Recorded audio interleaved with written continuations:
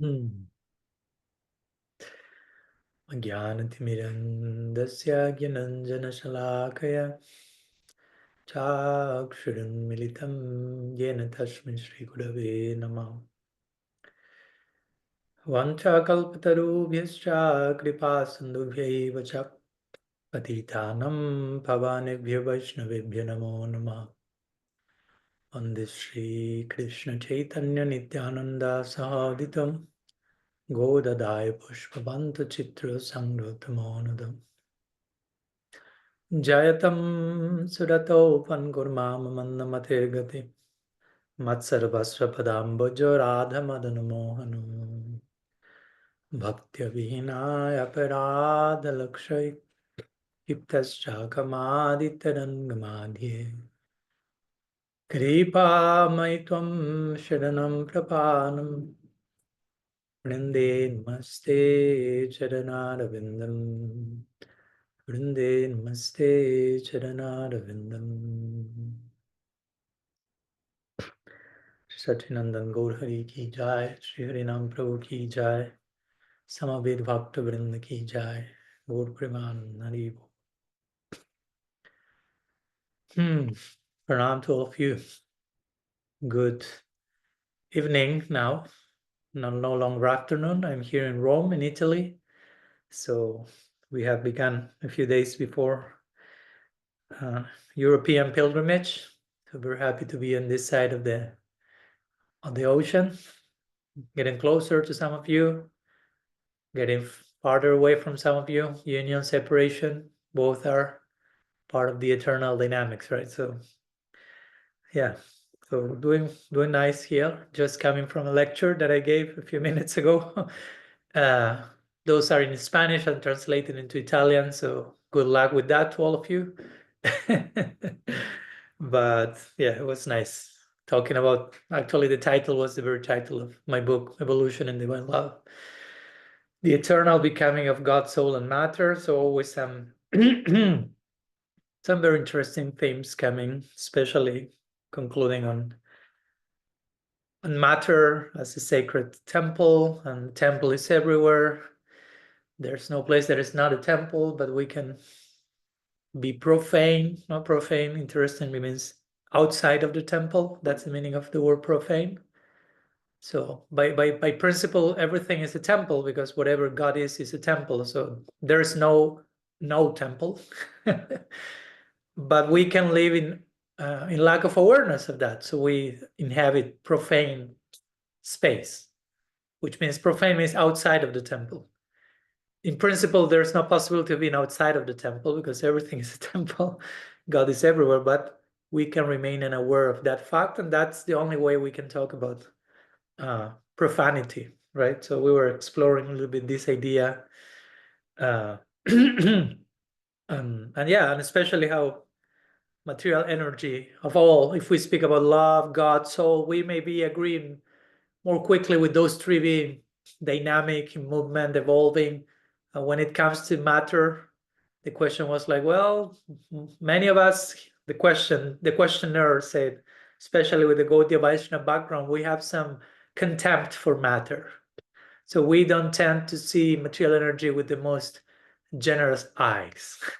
What to speak of something sacred, ever evolving, dynamic, a portal into the infinite. And anyhow, we explore a little bit some of the facts that very clearly, even without needing to speak about God, but just resort to facts, scientific facts, and just get it immediately right. The ever-evolvingness of matter. I mean, on a daily basis, we have 330 billion cells changing on a daily basis in your body. So you don't need to go beyond your own vehicle to witness like an astonishing amount of movement.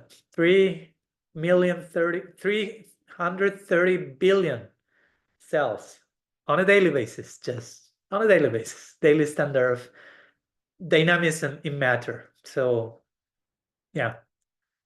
So yeah, and interestingly, tomorrow's lecture will be on how to remain in a state of awe and wonder. So somehow talking about all the things was without wanting to do so. It was like a natural preface to what we will be sharing tomorrow. So Still, you have one day to learn Italian. You can join us. You're more than welcome.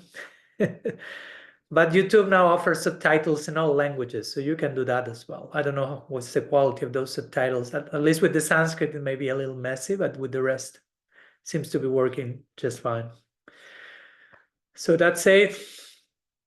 Again, pranam from Rome, Italy. Very interesting place. I'm getting back to my native tongue and whatever remains close to that. So it feels strange to go back to Spanish speaking on a daily basis after half a year of English. So interesting experience also. How language creates moods, creates different perspectives on reality. So happy to be with all of you, my English speaking tribe, Saturday tribe. I'm very honored to enter sacred space with all of you today. I'm feeling very happy and very safe, knowing that each of you is holding space. No, it's not just, as I like to say, this is not a one man, one woman, one person show, one person performance. We are all space holders. That's another way of describing ourselves, hopefully.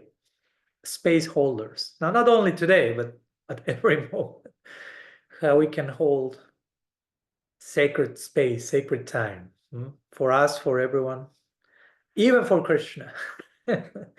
How we can make of our heart a holy vessel to hold space, and so much space needs to be held there for receiving the mountain of grace that wants to descend upon us on a daily basis. So sometimes our acharyas will use the expression kripa patra, right? Kripa means mercy, and patra means vessel. So our heart has to be made a mercy vessel, if you want to use that term. And there's so much mercy that's trying to pour on our hearts to overflow. So the vessel has to have a corresponding, how to say, endurance to tolerate the intensity, so to say, to deal with the intensity of the grace that attempts to be bestowed upon us. So we are in that process. That means sadhana bhakti. I'm constructing my kripa patra. No, I'm adding a few more elements to the alchemy of the vessel so it can really hold the intensity of that substance. So that's our daily, weekly attempt in meeting with each other. So we're happy to be with you in this new alchemical session in our laboratory and trying to make our heart more strong, more deep, more broad, more profound, more dynamic, more sensitive, more of space holder for the advent of grace. So thank you. So that's it. Let's go to our raised hands. I see 3, now I see 4. And it all begins in New Zealand with our dear Ramachandraji. So please, you can unmute yourself, Ramachandra. Good morning, Maharaj, from New Zealand. Good evening Pranams. From Italy, one day before you, of course. I'm very grateful to be here. My question relates to what you were just talking about, Kripa Patra, the mercy. Really? But you raised your hand before I spoke about Kripa Patra. You're doing some trickery here. Well, I've been meditating on... well, he lives in the future, right? We are Saturday, he's on Sunday, so he knows the future. So he knew that I would speak about Kripa Patra. He's ahead of us. Yeah, that's okay. So I've recently read a book by a contemporary Gaudiya guru, and it was talking about qualities required for chanting, for effective chanting. And one of those qualities was anutapta, regret. Which was the quality, sorry? Regret. Okay. How regret is important in our japa, and he gave the example in the second verse of the Shikshastakam, Dudaivam. ihajaning, idrisam ihajaning nanuraga. And it's, yes, that I have no taste for this chanting, so that regret should be one of the flavors in our japa. And also, I think he quoted Sri Radha Swami, the original commentator, saying that Kripa is born from regret somehow. That a state of regret means you can access Kripa, or you can connect with the mercy. So I could be very regretful about many things in my life, and maybe I just wanted to hear from you, Maharaj, about spiritual regret. How much to be absorbed in that, the dynamics of regret and grace, and spiritual development. Thank you for the question.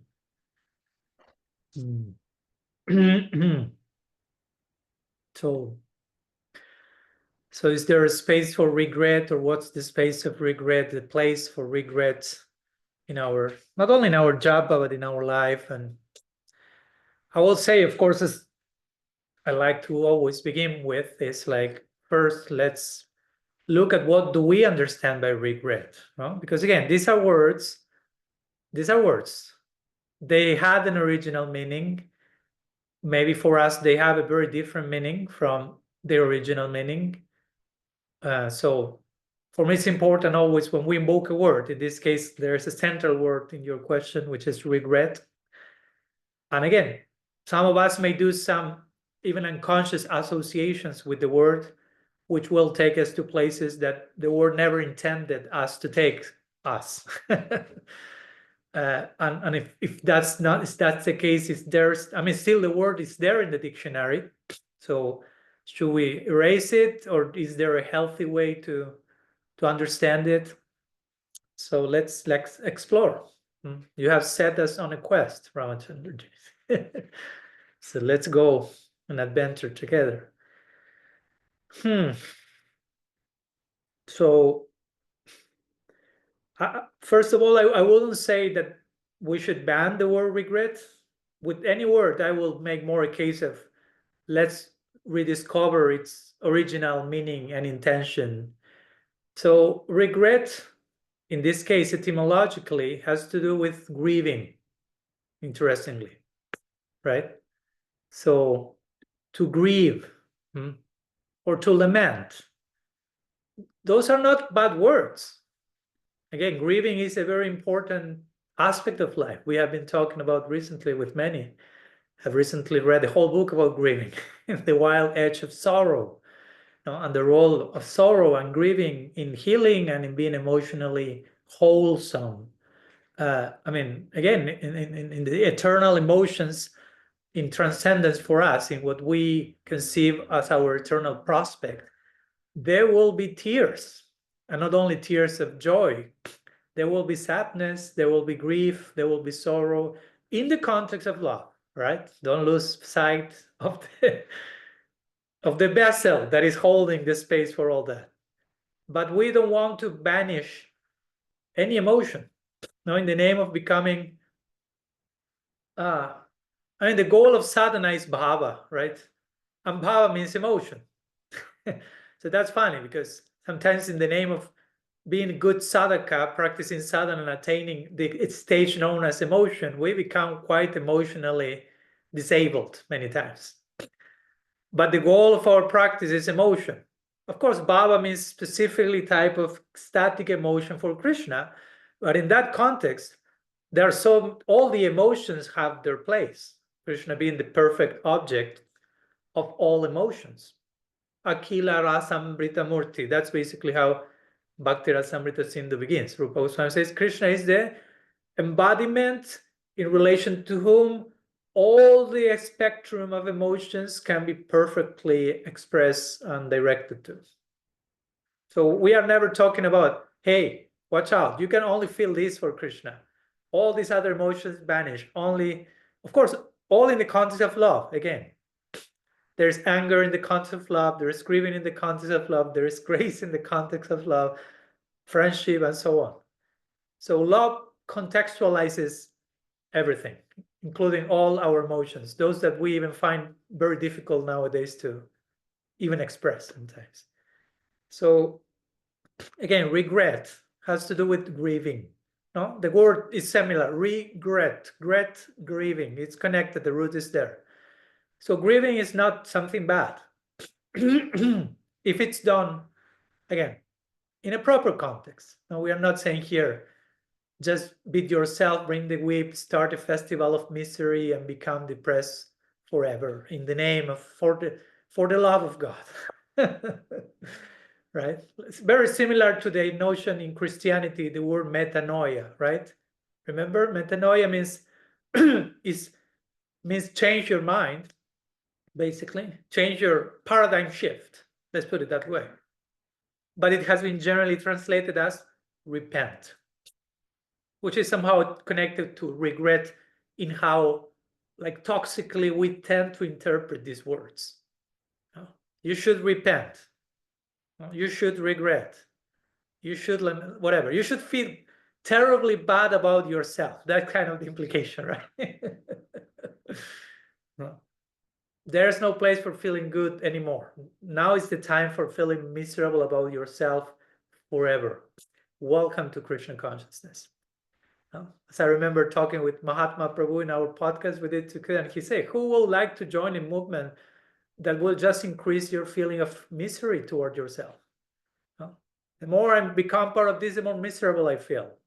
That sound like a convincing proposal? I don't think so. So, but again, there is place for regret. There is place for guilt in a healthy way. Again, if I don't know, if I'm mistreating you terribly, it's good that I have some guilt.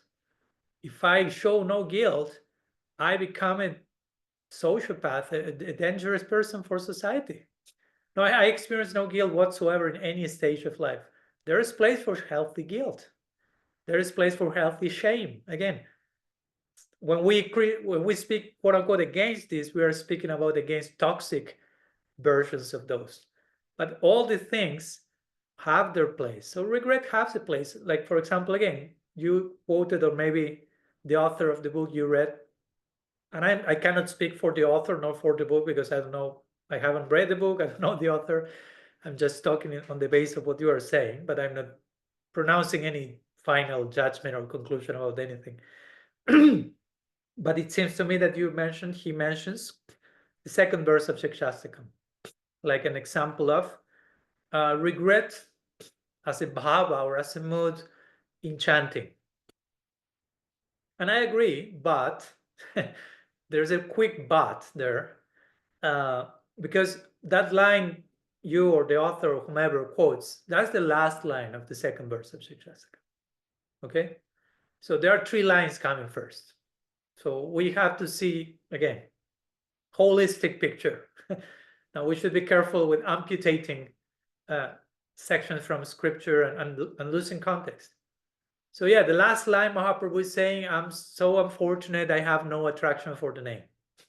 Some regret. Yes. But which are the first 3 lines? The first 3 lines I feel with gratitude, with positive appreciation, with an awareness of the grace that is coming through the name. In other words, with a deep awareness of Krishna's unconditional love coming to us unconditionally in the form of the name. Nam nama kari bahudaniya sharva saktis. Oh Krishna, you have endless names. Nam nama kari bahudaniya. And each one, I mean, I cannot count how many names, and I cannot count how many shaktis all these how many names have. So it's a way of saying, as George Harrison will say, it's all too much. Your grace is too much, which he will say eventually. Nam nama kari bahudaniya sarva saktis. On top of all that, so many names, so much power in these names. In other words, so much love. Because when we say power, what's the highest power? Right? Love, grace. So it's dripping, you say? No, what's the word in English? Dripping with grace and mercy. Every name you want to see, so many, I cannot count them. And on top of that, there are no hard, fast, strict, complicated rules to relate to such an abundance of grace. Smarane nakala etadrishi tava kripa bhagavan mamati. That's how Mahaprabhu finishes. O Bhagavan tava kripa, your mercy is such. No, I mean, it's like a very ecstatic recognition of so much is coming. So again, 3 lines, 3/4 of the verse say that. We kind of lose sight of that first part and just jump to, hey, you should regret. No? So he's having this contrasting experience, like so much is coming, so much is coming. And in comparison to how much is coming, I'm not feeling it correspondingly. No? But again, he's not saying that and then falling into a depression pool and never going out of that. But his recognition of, like, how to say, I'm not yet able to keep pace with the outpour of mercy, creates an inspiration to commit myself deeply with the practice. If we want to call that regret, that's totally fine. But we should understand in which sense Mahaprabhu is saying that. First, there is a deep appreciation of the positive, of the grace. And again, it's unconditional, it's irrational, if you want to use that word. How Krishna can be so generous. It doesn't make sense. It doesn't have to make sense. Don't try to make sense because you end up being a loser. So Mahaprabhu ends up glorifying, praising the abundance of grace. And by contrast, he's saying, I don't feel I'm giving myself enough. But he's saying it from a place that is, no, like activating him to a newer, further degree of dedication. It's not self-centered, depressive lamentation that after that I feel terrible, I leave all my sadhana and I lose sight of all the grace of Krishna. No, no, no, no. On the contrary. Again, you could say Mahaprabhu is in Kirtan singing Na prema gandosti darapi harome. In me, there is not even an aroma of divine love. He's saying that genuinely. You can say he's regretting, if you want to use that word. He's grieving, he's lamenting. But what's the fruit of that lamentation? His divine love is increasing. He already has divine love. We know that this is a paradox of love. The more you have it, the less you feel you have it. Because love is not a thing to have, right? Love is a thing to be had by, to be possessed. So yeah, you could say he's grieving. And this could be related to what I'm talking in my books. And I'm sorry if it sounds too self-referential, which it's dangerous. You can always end up being too self-reverential. So I don't want to get there. Just briefly self-referential without self-reverential. But in my book, I talk about holy dissatisfaction and the nature of love, creating having an insatiable appetite for more. So in those moments, you can express yourself in a way that may be not only sound or seem, but be a form of regret or lamentation. You have a glimpse of how much more love can be expressed or loved, and you lament, oh, I will love to give myself in that way. But it's a type of longing, right? It's a sacred longing that propels the soul to a newer degree of dedication. But again, we have to be careful not to imitate the longing of exalted souls. Have we ended up depressed or something to that effect, or having a terrible self-esteem and feeling so bad about ourselves and all that stuff? No? So that's not what Mahaprabhu is intending there. So I will say that, or going to the other quote you mentioned, addressing the references that you shared, Ramachandraji, this other comment by Sridhar Swami, I suppose is a comment where he make a play of words in Sanskrit between kripa and kripana. So kripana has many translations. No, sometimes it's translated as miser. So make a play of words. If you want Kripa, you have to feel Kripana. So, but again, I will try to explain in a healthy way, but you can just read that, oh, you want Krishna's mercy, you have to be miserable about yourself. The worse you feel, the more depressed you get, the more mercy you will receive. Krishna loves to see you depressed, and that attracts God's grace. How does it sound? Oh my gosh. What we have done in the name of poor Krishna. He still loves us, just in case, right? Just still loves us and tolerates. We are defaming the sweet absolute all over the world. He still is like, okay, no problem. They are getting it right. Give them a few more lifetimes. They're getting closer. No problem.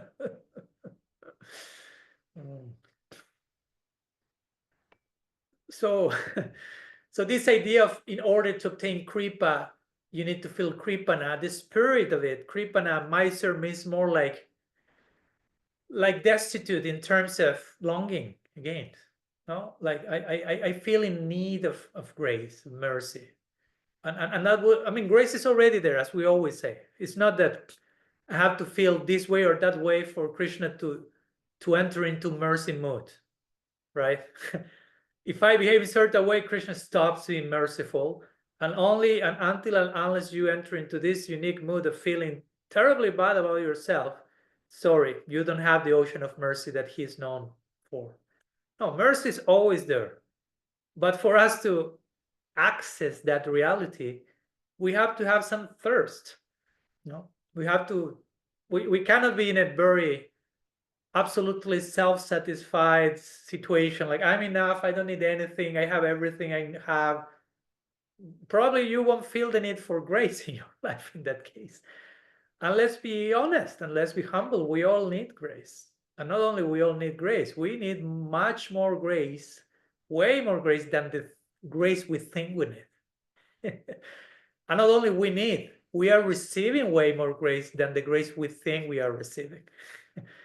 So we should leave that door open. So Kripana in that sense means that point, to enter that inner space. Well, I'm in longing, when I'm in need. When I can even rightfully lament that sometimes I'm numbed to my need for grace. Let's be honest. Sometimes we are very expert in anesthesia, right?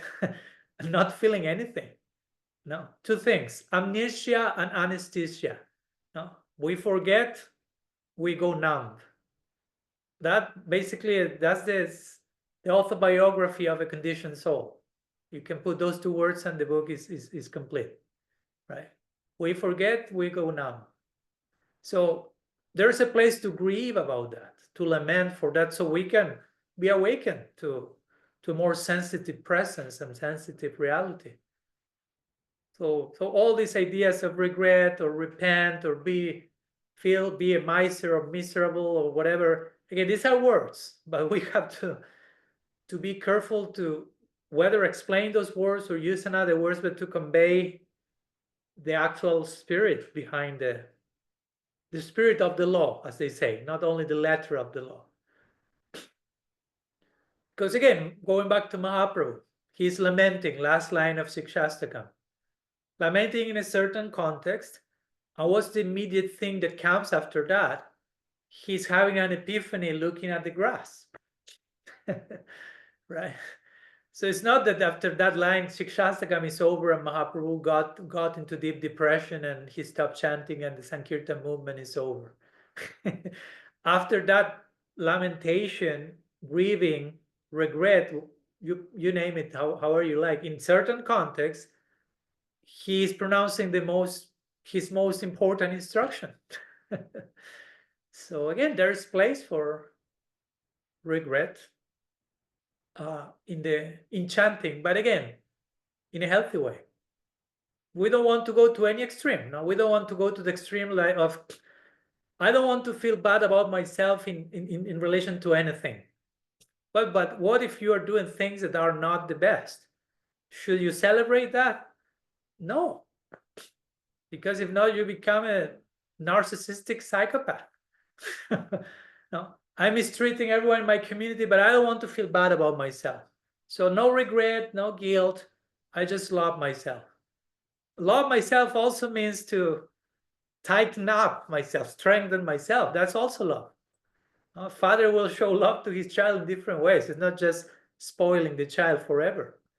So I'm saying all this because I talk a lot about self-love and Krishna loves you, but also let's be realistic, guys. We are not in Golok Vrindavan. So there is place for regret. There is place for guilt and shame whenever we mess the whole thing up.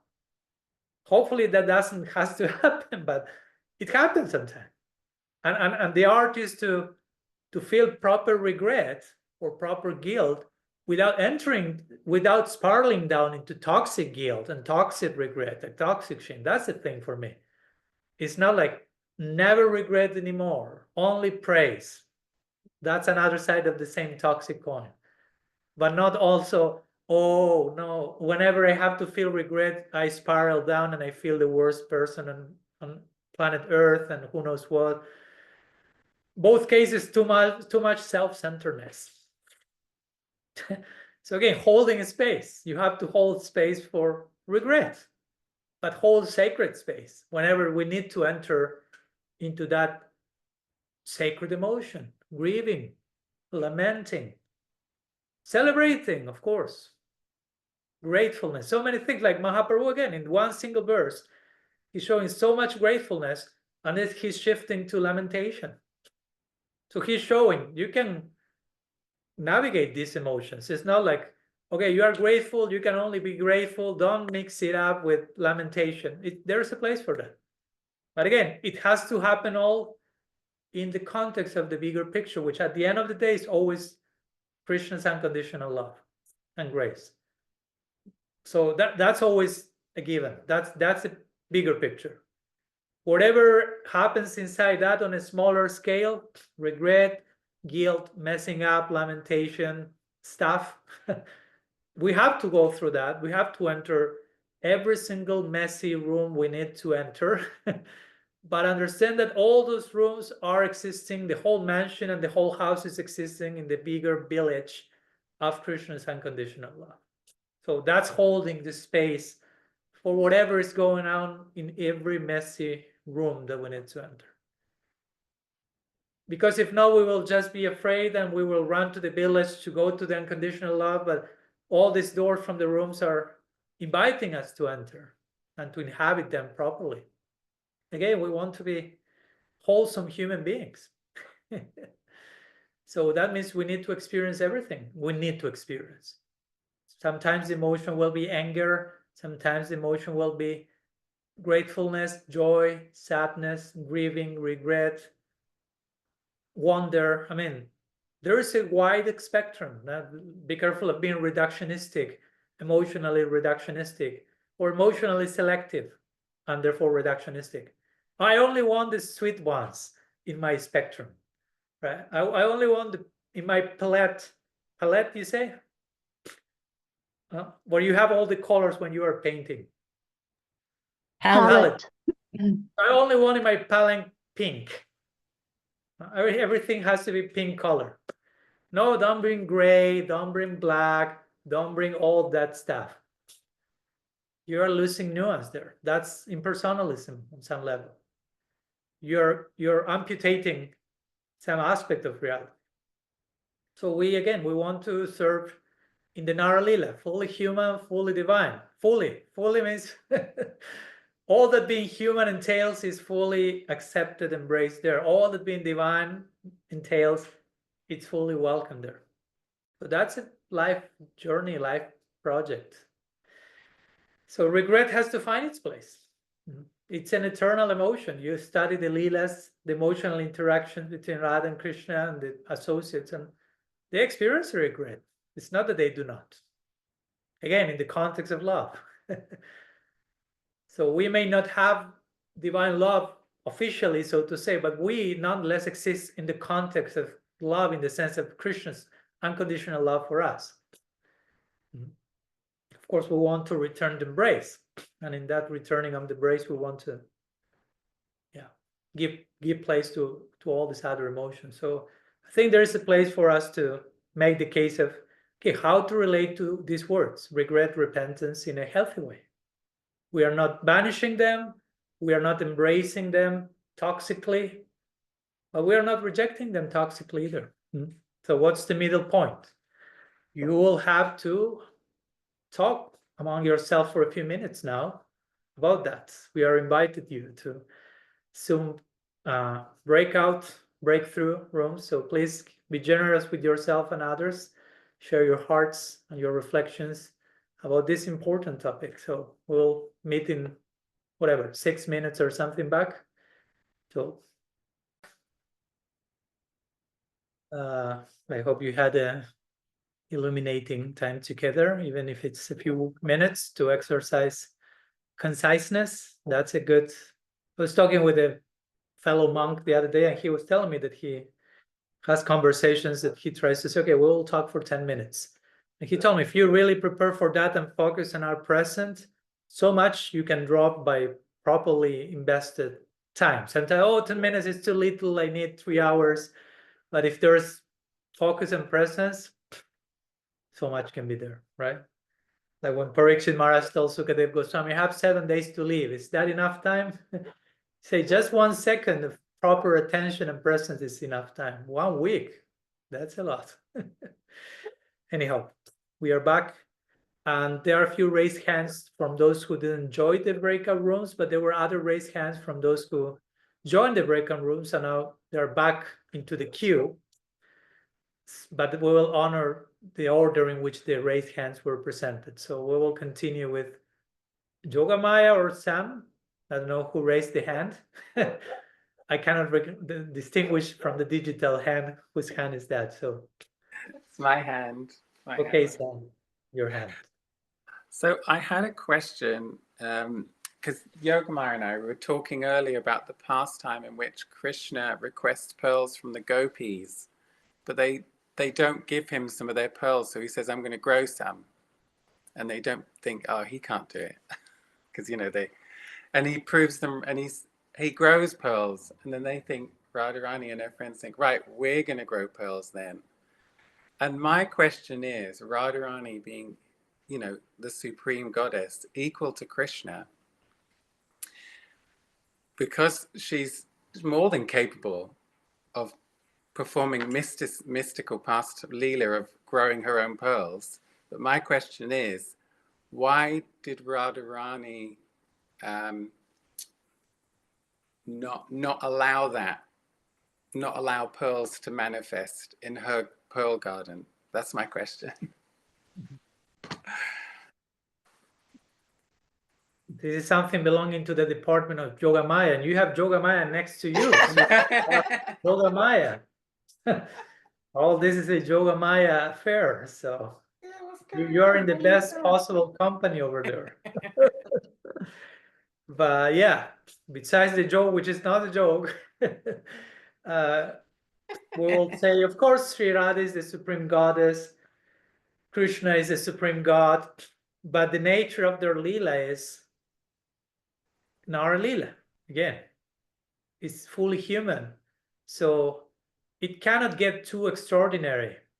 That gets in the way with the intimacy of, or the ordinariness, even if you want to use that word, where sometimes they cannot do certain things, or sometimes they are, Damodar Lila, the supreme god tied to a mortar, crying and afraid.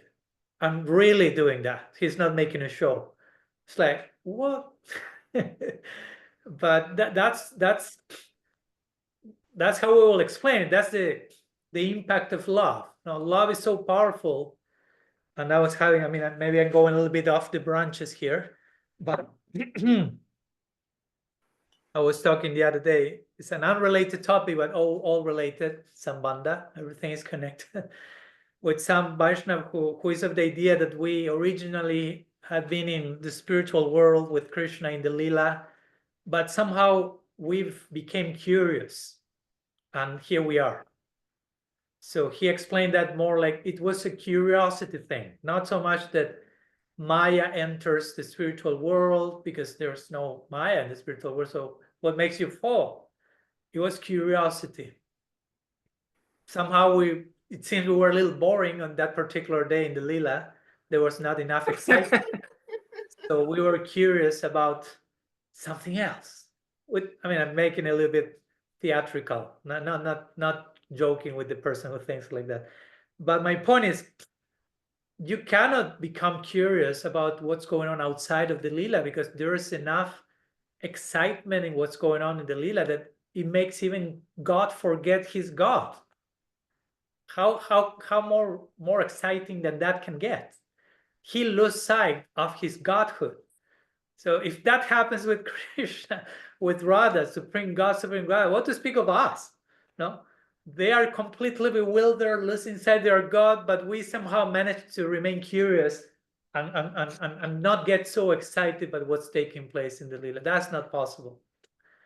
So I was saying that in the context of, it's so intense what's happening there. The impact of love is such, and the nature of the love, in this case in Vrindavan, we are talking about Mukta Charit, the pearl story.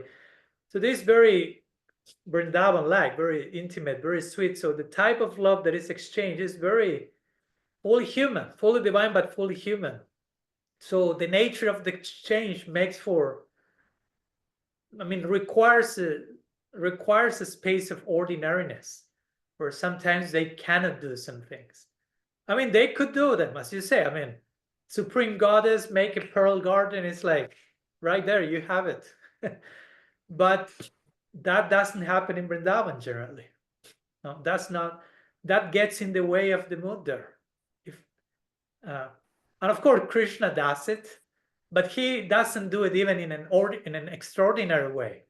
It's more like superstition, village-like, uncivilized belief. Oh, I will get one pearl, put on the ground, get milk from the cows, and put milk on the pearl.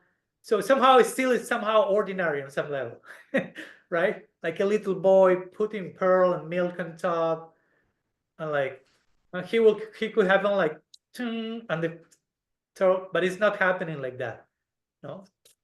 So again, these are, we will say, the arrangement of Yogamaya, no, the facilitation of the environment, of the stage of love that is Vrindavan, for the loving interaction to flow smoothly without that big disturbance, no? Because when you get too much Aishvarya coming to the foreground, that threatens the intimacy.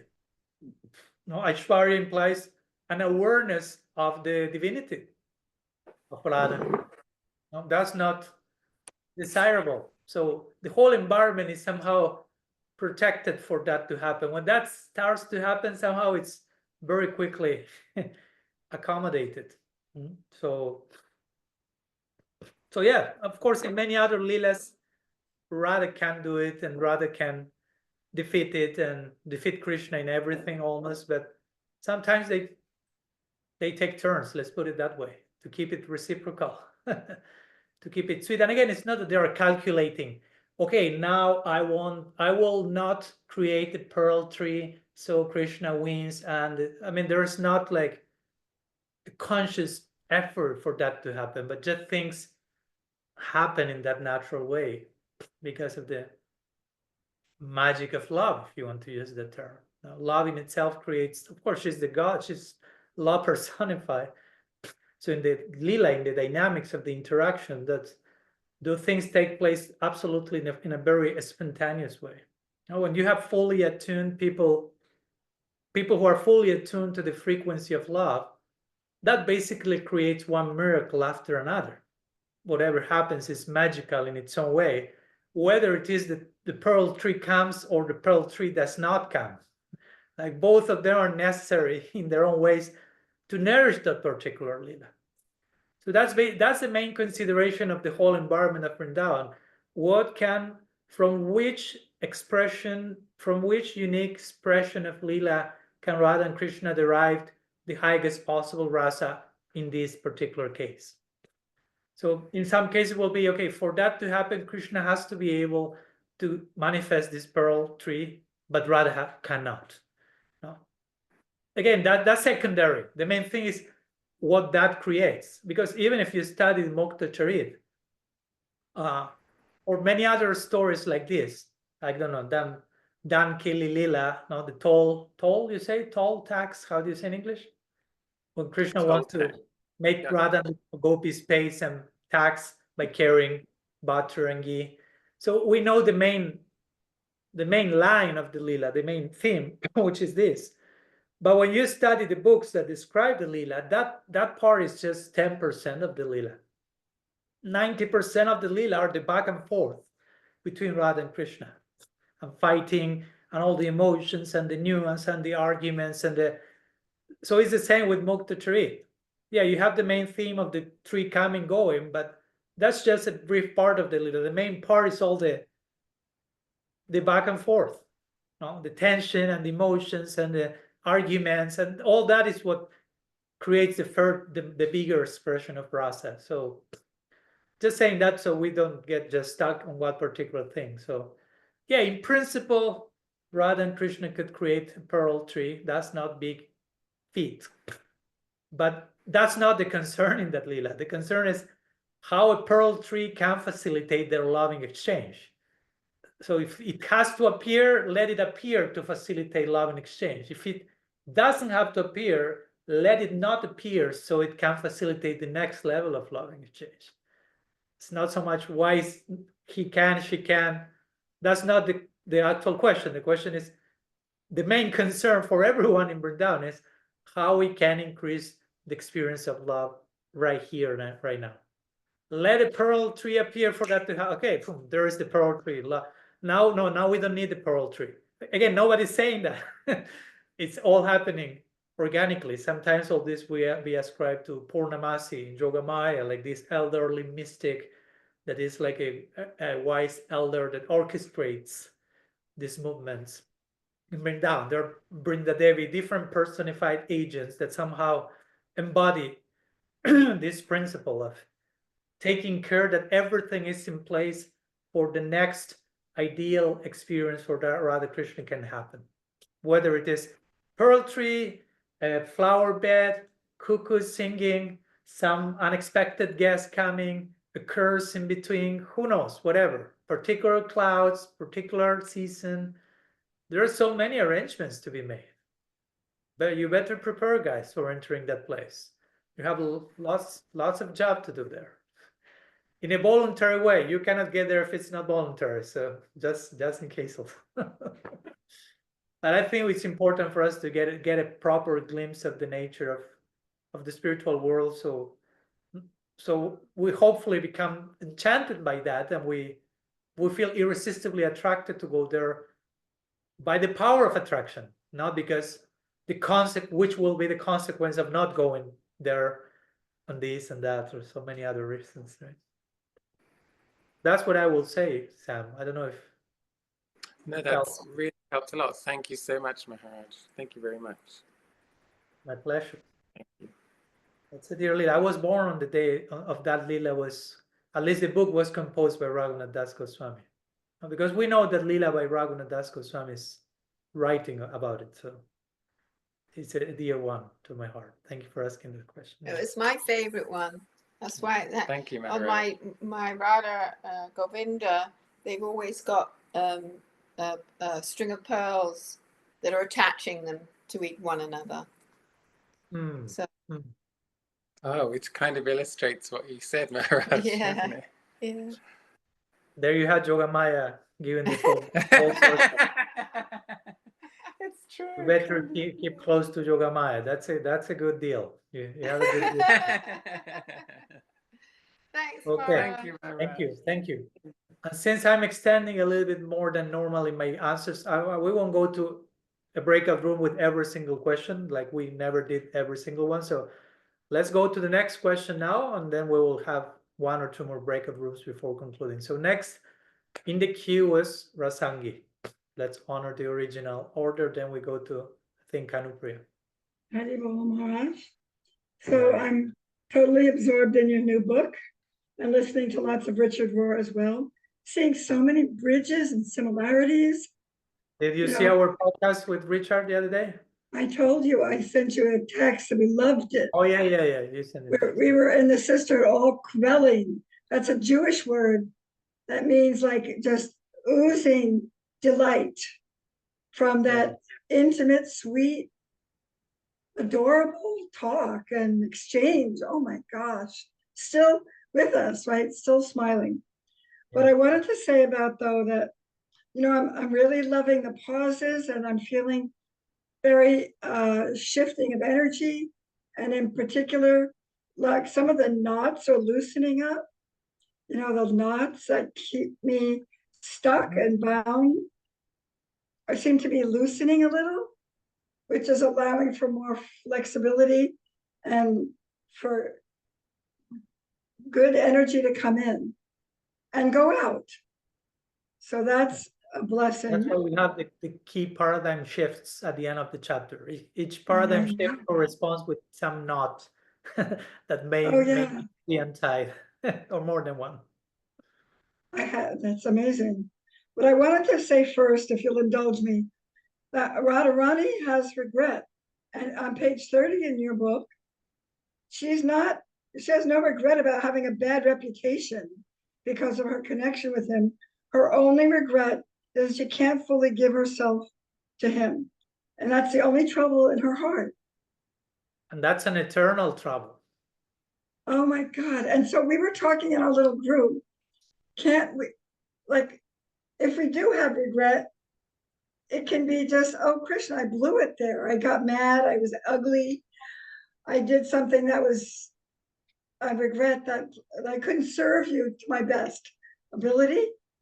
You know, I'm sorry I couldn't serve you better, and have it be connected with Krishna, even if it's some sort of kind of mundane thing. But if we're looking at everything we're doing as service, you know what I mean? Trying to see it as serving the divine, even from here, we can make that shift and put it in that context. Anyway, yeah. Again, as you properly quoted, no, Sri Radha experiences some form of regret. Again, we cannot compare her regret with ours, but still it shows there is regret for eternity, and that's connected with what I mentioned, this unsatiability of love. Like, I cannot give myself to Krishna fully, though she's doing that. Again, it's not that she's not doing that, but those are the paradoxical dynamics of love, because you give yourself fully, and the moment you do that, you feel you can do that even more, and you can do that even more because it's in constant expansion. So not only she will feel eternal regret, and again, you have to properly understand what we mean by regret in that case.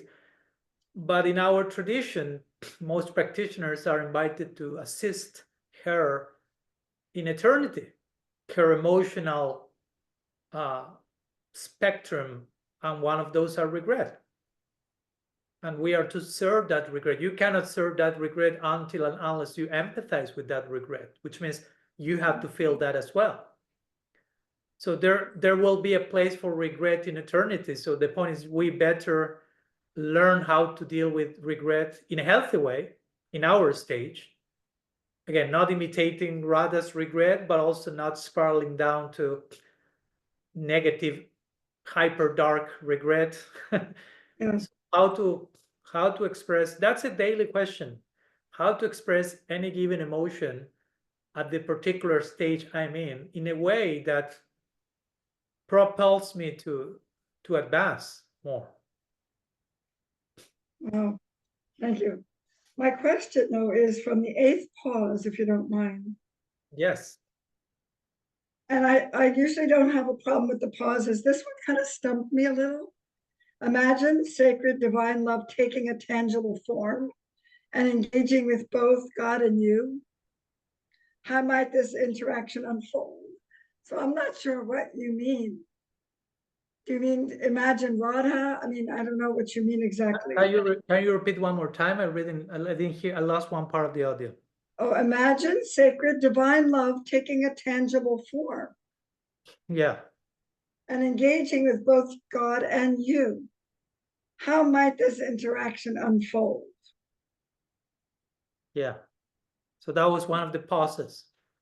Yeah, maybe I'm cheating, but I'm needing some help on that one. Do you mean to imagine Radha, or are we just imagining what? Again, I'm not giving any particular set of rules there. I mean, I'm writing my book for an open audience, so not necessarily everyone will be a Gaudiya Vaishnava. Yeah. But of course, you as a Gaudiya Vaishnava, you will naturally be drawn in that direction, and that's perfectly fine. If that works for you, if you can, like, if you feel comfortable with that particular form of visualization, so to say. And if not, there is place for other varieties of that without being apasampradayic. Again, it's not so much about getting it right in the proper visualization, but entering into the proper spirit, the proper mood, right? I cannot tell you how it works better for you. Only Rasangi can tell. Yeah, I'm just so curious how others, I look forward to the breakout room, maybe somebody had a handle on that. And I love the questions and they really help. And Yeah. this one, I'm just a little stumped on. What? I think it's good to have some of those questions as well. And to be a little bit like, okay, what to do with this, and sit with the question for some time, right? Some questions will take more time to be revealed into answers than others. So what does it mean for Rasangi to sit with divine love personified? And God and a relationship. Yeah, I mean, I'm not asking the question so you reply now to me, because you may Yeah. even sorting out the answer to that. So no rush, right? Again, there are pauses. So a pause is not only you are pausing your reading, but you are pausing during the pause, and the pause may extend indefinitely. And it's okay. The pause becomes its own reading, its own book, so to say, its own experience. Okay, I'll leave you there, Rasangi, with a little mystery. Yeah. You will do fine, no problem. Okay, let's continue. We have two more questions. I think one Kanupriya, and I think Divyanga also raised her hand. So let's see, and maybe we go to some breakout rooms there. Kanupriya, would you like to unmute yourself, please? Yes, I'm here. Okay. Sorry, I was in another world a little bit, half, but now I'm right here. My question is, I just read is it the last chapter or the almost last chapter in your radical personalism book about unearthing heaven. And again you say, Krishna is right here. It's not far away in the spiritual world and so on. And He's saying that also, just in case. Okay, really? Not only me. It's not only me. I'm not creating my own stuff. He's saying it. Yeah. So I was meditating about this. So if Krishna is so present, so near, he's in our heart, he's in every atom and so on. So why or how can he be nearer in the Holy Dhama? So why is it good or helpful for us to go to the Holy Dhama? Because it's always said, okay, in the Holy Dhama you can experience Krishna even more closer. So is it really like this, or is it only our consciousness? Because in the Holy Dhama we can open more up to the divine mercy, or because maybe it's more tangible for us? Is it the right word? Tangible. And also in my experience, of course, I was often in India in the Holy Dhamas, and you feel something special, and things happen. It's really miraculous. But I also have these experiences in other, for example, in temples in Germany or on festivals, or when I went to Assisi, and for me, it was such a deep impression what I had there. And so can you a little bit explore about this? Yeah, thank you. So, yes, reminds what we were talking in the previous talk to this one. That again, in principle, Srila Prabhupada will say, whatever Krishna is everywhere, he first says. And whatever he is a temple. Right? Whatever Krishna is everywhere, and whatever Krishna is a temple. So, okay, everything is a temple. Everywhere is a temple. Now the question is, in principle, that's the case. In practice, who has that vision? Probably not many. So then we have all these prescriptions. They go to the temple, the altar in the temple, which is, I have nothing against any of that. But in principle, the temple is everywhere. The altar is everywhere. Krishna is in every atom. Every atom is an altar. I'm just repeating Brahma Samhita. Brahma Samhita says, Krishna is in every atom. Prabhupada says, Krishna is everywhere. Whatever he is a temple. So we put all that together. It's like every atom is an altar. Again, do we have the vision to relate to every atom as an altar? Probably not. So we need to carve an altar. And we go to the temple, to a temple. But if you do that properly, the realization will gradually come beyond the altar and beyond the temple to make you realize, oh, the altar, the temple is everywhere. That's why the description of the advancement of a devotee is described in exactly those terms. The capacity to perceive Krishna's presence. Kanishta, the neophyte, sees Krishna only in the altar. Curtain closes, oh, God disappeared.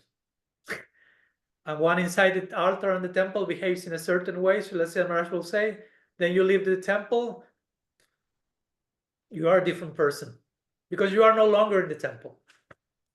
That's how a neophyte thinks. And it's okay, we have to begin somewhere. At least you find Krishna in one place, in the altar, in the temple. The Madhyam sees Krishna in other living entities. The Uttam sees Krishna everywhere.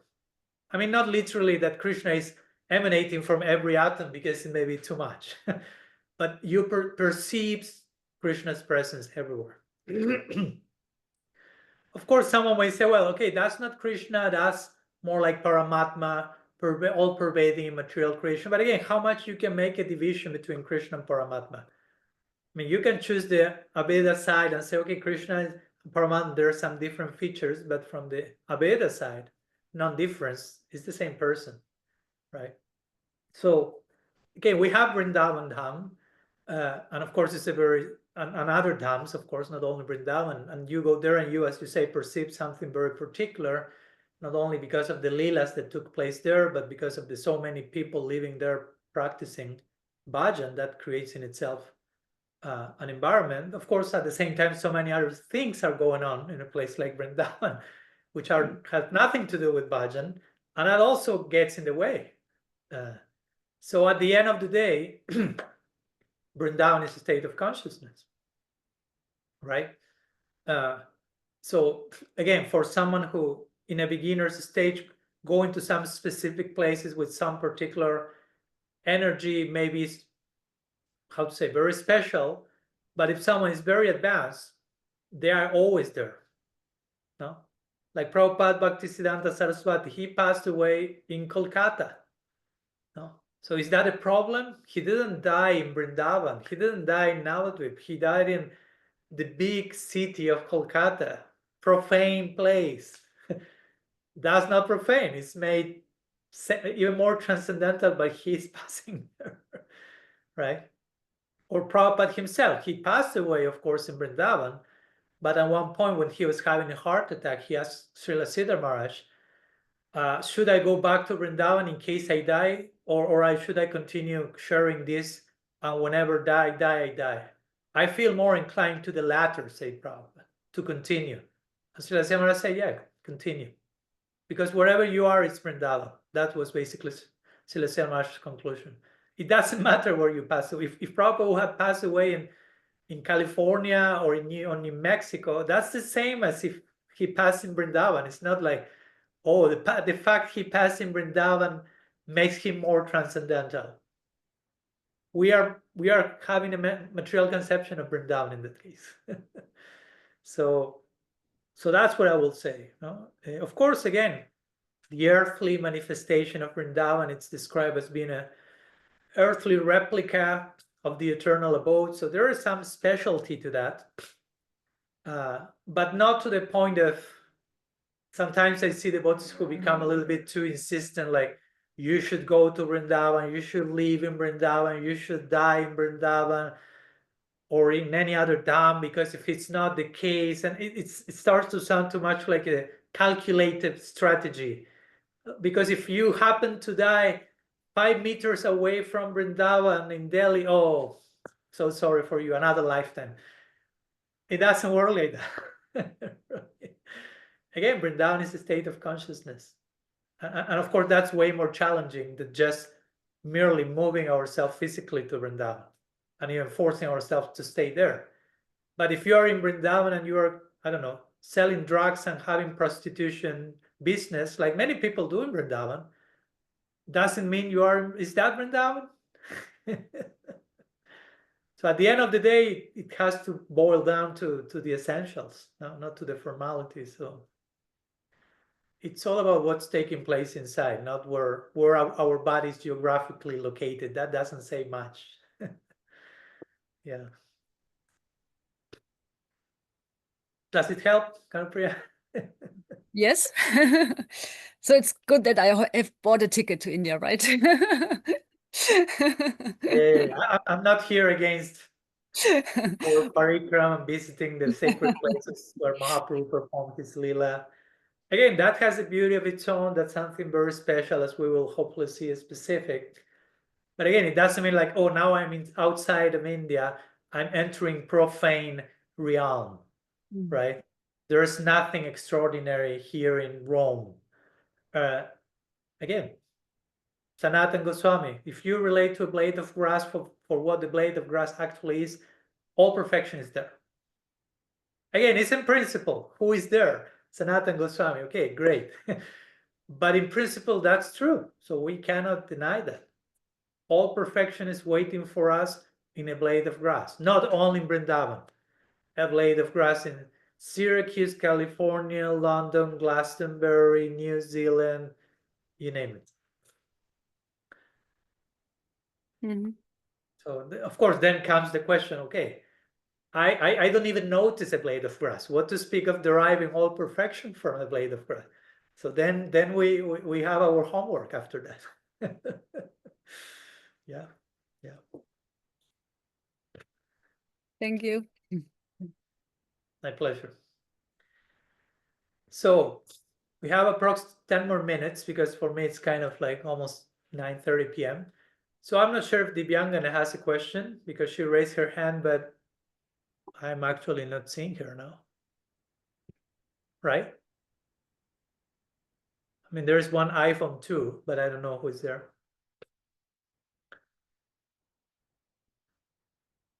And there's no other question.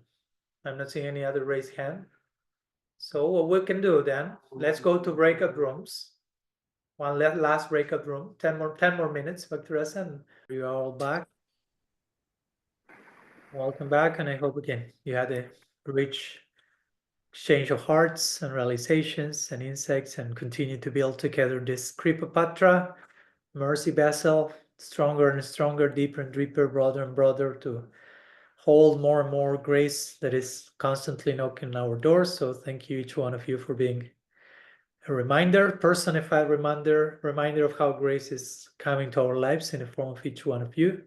So it's my pleasure, honor to share with all of you, and see you next Saturday. I'll be in Austria, but we already have organized, and it's possible for me to adjust the timings of my lectures there, so we can still meet next Saturday, same time, same channel.